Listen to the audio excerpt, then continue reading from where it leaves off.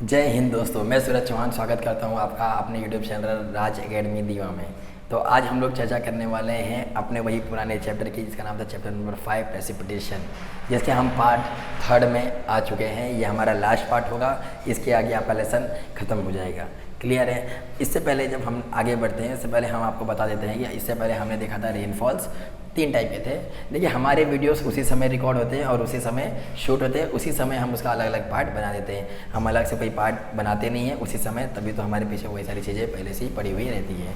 तो रेनफॉल है 3 टाइप के पढ़ लिए थे, conventional rainfall, orographic rainfall, cyclonic rainfall, सब बता दिया था। कन्वेंशनल, ओरोग्राफिक, साइक्लोनिक दिखता ही होगा। अगर आपने नहीं देखा है तो आप हमारे प्लेलिस्ट सेक्शन में जा सकते हैं, वहाँ पर हमने सारी चीज़ें बहुत बेहतरीन तरीके से कंप्लीट करके रखी हुई है, आप जाके उसे देख सकते हो। क्लियर है। अब हम जो बात करने वाले थे, ये रेनफॉल तो हमने देख लिया था। अब देखिए, इसके कुछ इफेक्ट भी होते हैं, कुछ इसके परिणाम। जैसे मैंने आपको स्नो और हेल बताया, तो उसके मैंने इफेक्ट भी बताया कि वहाँ पे स्नो में जब आता है तो वहाँ पे रोड जाम हो जाते हैं, रोड पे से सामान हटाना पड़ता है। यूएसए, कनाडा, ये सब जगह पे बहुत ज़्यादा होता है, पूरा रोड एकदम स्नो से कवर हो जाता है, हमें हटाना पड़ता है और तब अपनी गाड़ियाँ लेके जानी पड़ती है। क्लियर। इसे ट्रांसपोर्टेशन और लोगों को बहुत तकलीफ होती है। वहीं दूसरी ओर जब हम अभी रेनफॉल हेल की बात किए थे, हमने हेल की बात, पत्थर पड़ते हैं, तो मैंने बताया था कि वो इतनी तेज़ी से पड़ते हैं कि कोई आदमी को लग सकता है, कपार पर फट सकता है, फूट सकता है कि नहीं, किसी की आँख फूट सकती है, कोई फिजिकली डैमेज हो सकता है, हैंडीकैप हो सकता है। क्लियर है। प्लस हमारे जो क्रॉप्स होते हैं वो डैमेज हो सकते हैं, प्लस इंफ्रास्ट्रक्चर लॉस होता है उसके लिए, जो बिल्डिंगें होती है, घर होते हैं, वो भी टूट जाते हैं। समझ में आ गया। पत्थर के घर होंगे तो भी टूट जाएंगे। तो अब हमें इसका भी तो कुछ इफेक्ट देखना पड़ेगा। जैसा है रेनफॉल अगर हमने कराए हैं तो कुछ तो इफेक्ट देखना पड़ेगा। तो रेनफॉल का इफेक्ट क्या होता है? देखिए, इसके 2 तरीके के रेनफॉल इफेक्ट होते हैं। जैसे कि अगर रेनफॉल हो रहा है, अगर ज़्यादा रेनफॉल हो गया तो फ्लड हो जाएगा। फ्लड क्या आ जाएगा? फ्लड मतलब बाढ़ आ जाएगी। बाढ़ जाएगी तो लॉस ऑफ लाइफ, कितने लोग मारे जाएंगे, घायल हो जाएंगे, प्रॉपर्टी, पब्लिक प्रॉपर्टी लॉस हो जाएगी, सारी चीज़ें लॉस हो जाएगी। क्लियर है। वहीं अगर हम लोग देखेंगे कि अगर बिल्कुल ही बारिश नहीं हुआ, यहाँ तो बारिश हुआ तो फ्लड हो गया, ज़्यादा बारिश हुआ। यहाँ पे अगर बिल्कुल ही बारिश नहीं हुआ तो क्या आ जाएगा? ड्रॉट। क्या आ जाएगा? क्या आ जाएगा? ड्रॉट। ड्रॉट मतलब सूखा। क्लियर। वहाँ नहीं दिखता हुआ तो मैं यहाँ पे लिख देता हूँ ड्रॉट। ड्रॉट मतलब इसका इफेक्ट है एकदम सूखा। क्लियर है। ये तो आपको कॉमन सेंस है, इसलिए मैं बस आपको थोड़ा नहीं, मैंने आपको पूरा ही बता रहा हूँ। प्लस मैं इतना लिख नहीं रहा हूँ उसके लिए, आपको ये तो ये खुद ही याद रहेगा। ज़्यादा बारिश होगी तो क्या होगा? तो फ्लड आता है, कम बारिश होगी तो ड्रॉट आता है। यहाँ पे अगर बारिश एकदम कम हो गई तो ड्रॉट आएगा। ड्रॉट मतलब सूखा पड़ जाना। अब ज़्यादा सूखा पड़ जाएगा तो अब मैंने बताया था, यहाँ पे कम बारिश होती है तो यहाँ पे पुणे साइड क्या होता है? फार्मर सुसाइड होते हैं, लोग आत्महत्या कर लेते हैं। क्यों? उनकी जो फसल उन्होंने लगाई है उसको लागत भी नहीं मिल रही, उसका जितना उन्होंने कॉस्ट डाला है उतना कॉस्ट भी उनको नहीं मिल पा रहा है। प्लस उन्होंने अलग अलग बैंक से या ज़मींदारों से लोन ले रखे, जिसकी वजह से ज़मींदार क्या करते हैं, उन्हें उनकी ही फील्ड में काम कराते हैं या तो उनकी ही फील्ड वो ले लेते हैं। क्लियर है। जिसकी वजह से वो लैंडलेस लेबर और बहुत सारी चीज़ें बन जाते हैं, वो अपनी ही खेत में ऐसा होकर काम करते हैं, जिसकी वजह से वो कोई अपना आगे का कोई भी उनका जो लाइफ है क्या करना है वो खुद पता नहीं होता, इसलिए वो फार्मर सुसाइड करते हैं। तो ये सारी चीज़ें, और प्लस हमारा जो देश है, जो इंडिया देश है, ये एग्रीकल्चर के लिए जाना जाता है। यहाँ पे एग्रीकल्चर प्रोडक्शन बहुत ज़्यादा होता है हमारे इंडिया में। क्लियर। और एग्रीकल्चर के लिए हमें मानसून की ज़रूरत पड़ती है। क्लियर है। और जब हमें मानसून चाहिए रहेगा तो हमारे यहाँ जब मानसून आता है तो हम उससे एग्रीकल्चर करते हैं, और एग्रीकल्चर से हमारा पूरा देश, और प्लस हमने लॉकडाउन में आपको पता ही होगा कि पूरे वर्ल्ड में हमने अपना जो वीट और राइस है उससे बहुत एक्सपोर्ट किया था। क्लियर है। समझ में आया। तो हमारे लिए तो ये बहुत इंपॉर्टेंट है मानसून, लेकिन ज़्यादा भी नहीं चाहिए और सबसे कम भी नहीं चाहिए, हमें लिमिटेड में चाहिए। तो हमें क्या होगा? हमारे क्रॉप्स को फ़ायदा होगा। क्लियर है। वहीं दूसरी ओर मैंने आपको बताया था फॉग, ड्यू और फ्रोस्ट, तो इसके क्या इफेक्ट है? अगर फॉग ज़्यादा आ जाएगा तो इससे एक्सीडेंट ज़्यादा होते हैं रोड पे। फॉग, कोहरा आ जाएगा, ओस आ जाएगा, सामने वाली दिख ही नहीं रही है, उड़ा दिया तो उन्हें पापा की परी उड़ गई, सच्ची उड़ गई। तुम भी उड़ सकते हो, पापा का परा भी उड़ सकता है। समझ में आ गया। अगर सामने नहीं दिख रहा, आप बाइक चला रहे हो तो इससे एक्सीडेंट के चांसेस ज़्यादा होते हैं। तो विंटर में हमारे इंडिया में रिकॉर्ड आ जाता है कि हमारे विंटर में फॉग की वजह से यहाँ पे गाड़ियाँ लड़ गई। कहीं पहाड़ था, सामने वाले को दिखा नहीं, उसने सीधा उतार दिया, पहाड़ से नीचे ही कूदा दिया, गाड़ियाँ ब्लास्ट हो गई, लोग मारे गए, इनके घर जल गए। तो ये सारी चीज़ें देखी जाती है फॉग से। फ्रॉस्ट से क्या होती है? फ्रॉस्ट जो होता है वो बर्फ़ होता है। अब मैंने बताया था, कोई वही ड्यू पॉइंट जब टेम्परेचर कम होता है तो फ्रॉस्ट बन जाता है। ओले गिरते हैं, वो भी हवा में वैसे ही होता है, नीचे भी गिरेगा तो वैसे ही दिखता है। नीचे अगर पत्तियों पे अगर वो पानी है और वो पानी अगर ज़्यादा टेम्परेचर ज़्यादा ठंडा हो गया तो बर्फ़ बन जाएगा। वैसे ही हवा में है तो मैंने आपको बताया था थंडर स्टॉर्म क्लाउड होते हैं, उसके अंदर ही वो क्या होता है, बर्फ़ बनता है और वहीं से गिरते हैं, तो वही फ्रॉस्ट है। वो फ्रॉस्ट से क्या होता है, हमारी बहुत सारी जो फसलें होती हैं वो तबाह हो जाती है, हेल वही होते हैं, तो वही हमारी जो फसलें होती हैं वो एकदम तबाह हो जाती हैं, जिसकी वजह से हम बहुत लाचार हो जाते हैं और आगे कोई काम कर नहीं पाते हैं, जिसकी वजह से लोग कितने फार्मर सुसाइड होती है। क्लियर है, ये सारी चीज़ें आपको पता चल गई। क्लियर।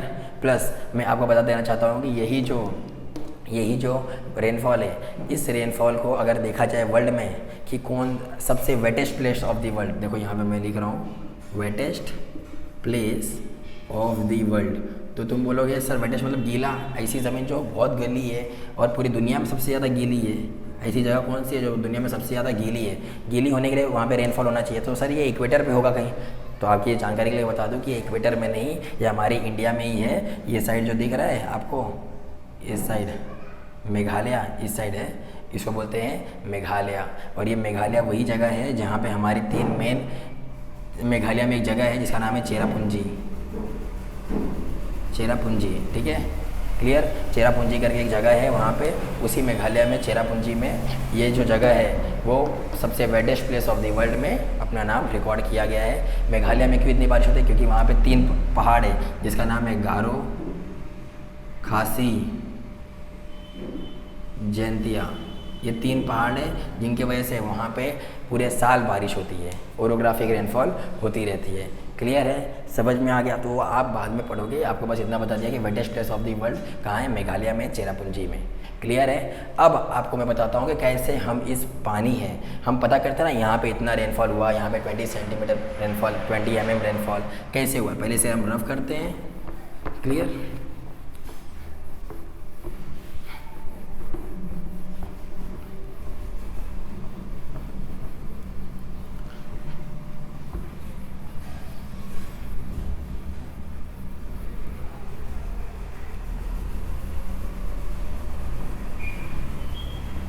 अब ध्यान दो, हमने बताया कि ये जो रेनफॉल होता है इसे हम नापते कैसे हैं।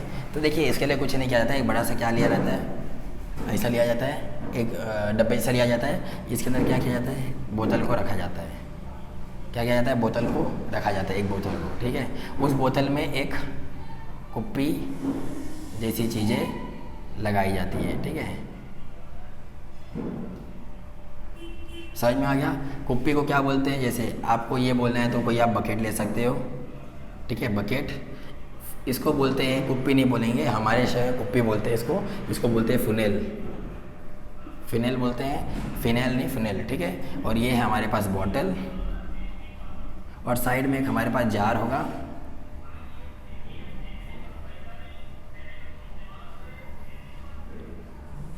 ऐसा जार होगा, इसके अंदर mm लिखा रहेगा, तो इसको बोलते हैं हम लोग मेजरिंग जार, इसको बोलते हैं मेजरिंग